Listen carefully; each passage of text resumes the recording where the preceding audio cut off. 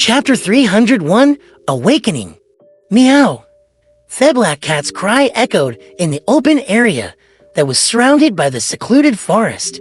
Regardless of whether it was the adult black-robed man or the 15 or 16-year-old boys and girls, all of them simultaneously cast their gaze onto the corpse lying in the middle. A gust of cold wind blew, and the black kid landed on the ground, staring at the human who had just thrown it. It kept flicking its tail round. All of a sudden, its fur stood on end again. Then, exerting great force with its hind limbs, it jumped up and fled in another direction. Unfortunately, whatever it did had failed to attract any attention. All the humans present had their attention focused on the motionless corpse. Seconds turned to minutes, but the corpse didn't undergo any anticipated changes. Another failure. One of the teenagers moved closer and crouched down, poking at the dead man's skin with his fingers. There's no reaction. He turned around halfway and spoke to the man in black and his companions. At this moment, he felt a gust of wind hit his face from beneath him. With a swoosh, the corpse sat up. The youth was startled and immediately cheered in surprise. It's a success. It's a success? Before he could finish his sentence, the corpse grabbed him by the shoulder and pulled him into its arms. Then, it opened its mouth and bit down, producing a sound and causing blood to splatter. Ah, help! The youth screamed in horror and retreated with all his might. But he couldn't break free. The corpse raised its head, revealing rows of white teeth, as well as bits of flesh, hanging between its teeth, and blood flowing from its mouth. The black-robed man was stunned for a moment. Then he took out a whistle that was brass in color. He put it in his mouth and blew on it. Then, he said in Hermes, "I command you in the name of death." As his voice echoed in the air, the corpse stopped chewing and momentarily froze on the spot. The youth, whose neck and shoulders had been mangled by the bite, similarly collapsed as if he had lost his soul. The dirt around his nether regions was completely moist. "It really is possible," the black-robed man muttered in pleasant surprise. He pointed at the corpse and once again said in Hermes, "Get up." The corpse abruptly stood up.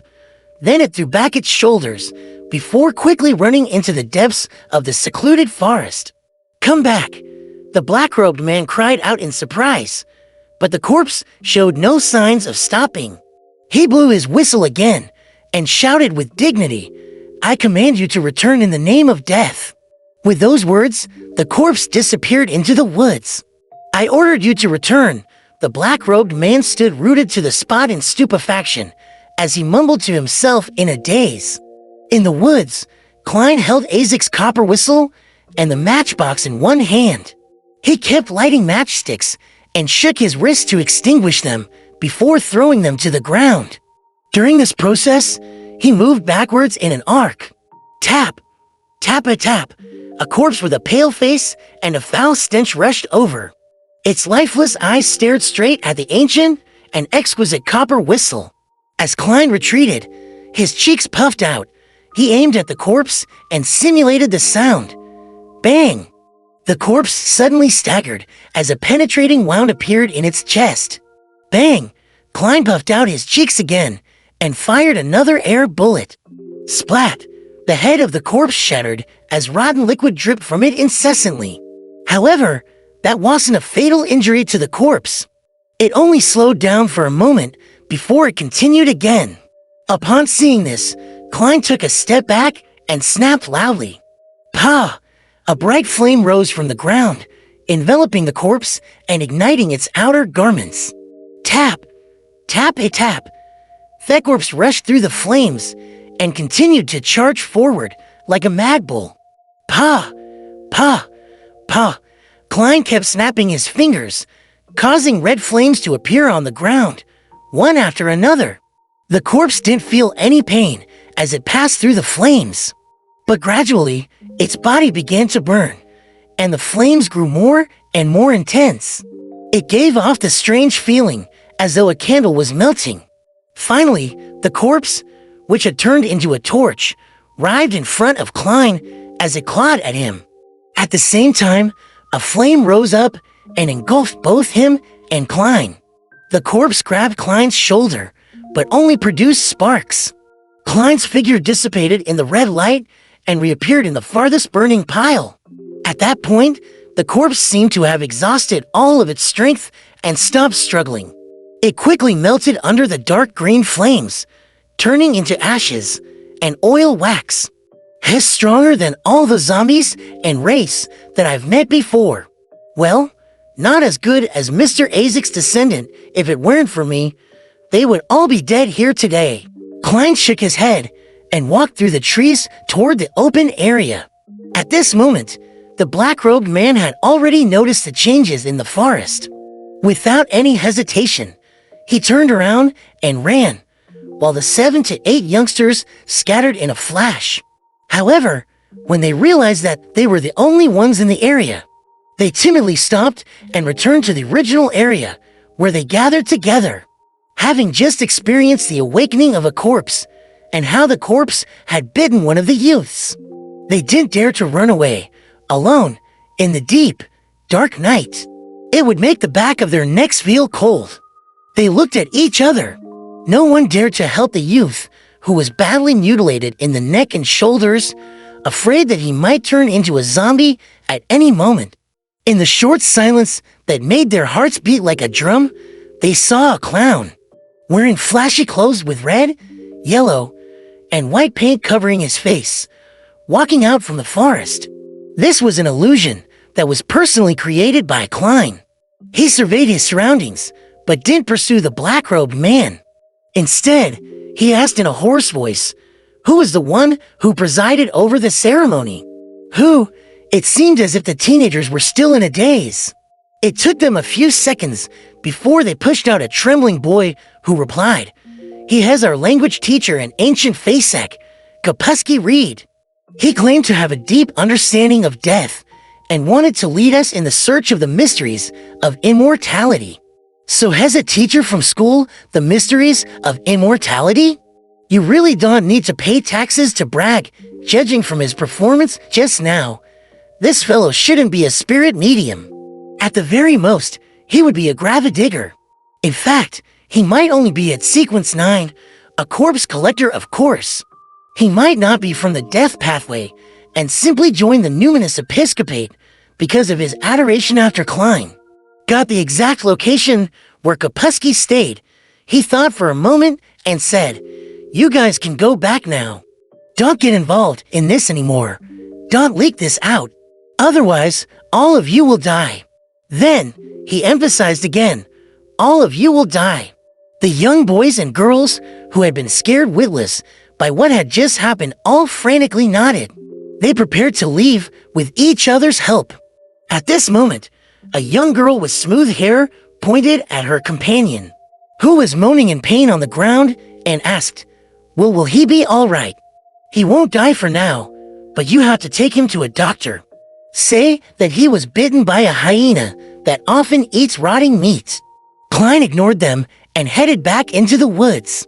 The young man and woman looked at each other, and someone blurted out, Excuse me, may I ask how we should address you?"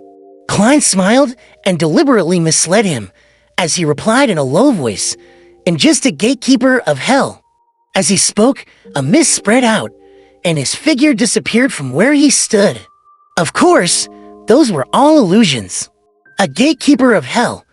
The young men and women repeated the words softly, each having their own thoughts. However, after a gust of bone-piercing cold wind blew past, they trembled once more, supported their companions, and left the place without daring to look back. This is a member of the numinous episcopate? What a disappointment if he didn't abandon his current identity. I would pay him a visit in the middle of the night to see if he knows anything. Yeah, I had to teach him a lesson so that he wouldn't dare to bring trouble to the students again. Does he think spirit dances and resurrection rituals are child's play? Klein habitually judged the situation from a Nighthawk standpoint. Soon, he returned to Rogo Koloman's mansion and waited patiently for the bodyguards to pass by during their patrols. As soon as he found an opportunity, he climbed over the fence and quickly followed the shadows to the house. Then he quietly climbed up to the balcony. At that moment, the figurine disguised as him was still smoking. Pa! Klein snapped his fingers. The figure in front of him turned into a thin piece of paper and floated onto his palm. Compared to before, this piece of paper was covered with red, rusty marks and was no longer usable. Klein didn't dare to throw it anywhere. He folded it and placed it in his pocket.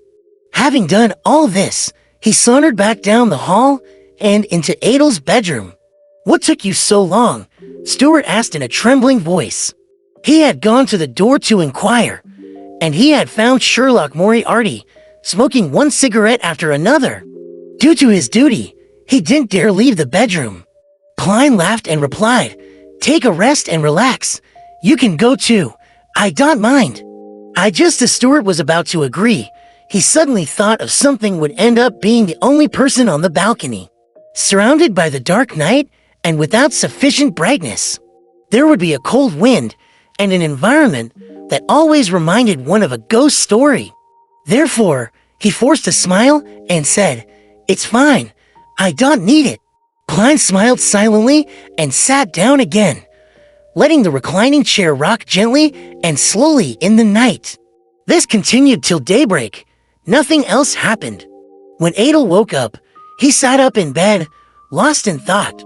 Klein didn't say anything, but he swapped places with Kaslana and her assistant and slowly walked to the guest room to catch up on his sleep.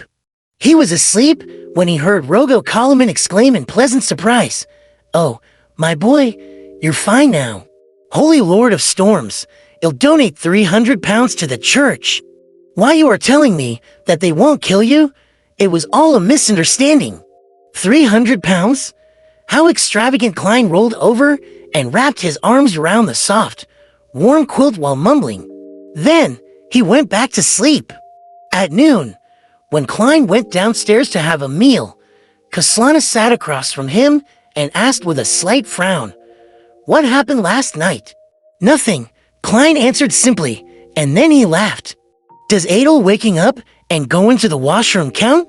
Next to him, Stuart slowed down his actions and nodded in agreement. She glanced at their faces. Then she retracted her gaze and replied in a low voice, "No." The corner of Klein's mouth curled up as he skillfully cut his steak.